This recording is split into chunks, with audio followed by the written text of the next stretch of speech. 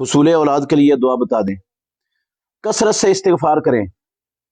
اللہ رب العالمین نے فرمایا قرآن مجید میں فَقُلْتُ اسْتَغْفِرُوا رَبَّكُمْ إِنَّهُ كَانَ غَفَّارًا يُرْسِلِ السَّمَاءَ عَلَيْكُمْ مِدْرَارًا وَيُمْدِدْكُمْ بِأَمْوَالٍ وَبَنِينَ، وہ تمہارے گناہ معاف کر دے گا، تمہیں اموال بھی دے گا، بیٹے بھی عطا کرے گا۔ تو استغفار زوجین کو جن کے پاس اولاد نہیں ہے، بیوی کو بھی اس کے خامند کو بھی، دونوں کو کثرت سے استغفار کرنا چاہیے۔ اگر وہ سید الاستغفار سارا دن پڑھتے رہیں بغیر گننے کے تو انشاءاللہ الرحمن یہ سب سے افضل استغفار ہے۔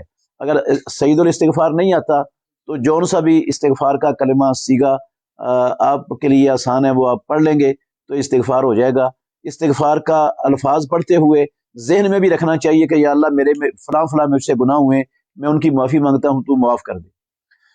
تو یہ اللہ رب العالمین نے گارنٹی دی ہے قرآن میں کہ اللہ رب العالمین اولاد بھی دیتا ہے، بیٹے بھی دیتا ہے، اور اموال بھی دیتا ہے، باغات بھی عطا کرتا ہے استغفار کرنے والوں کو۔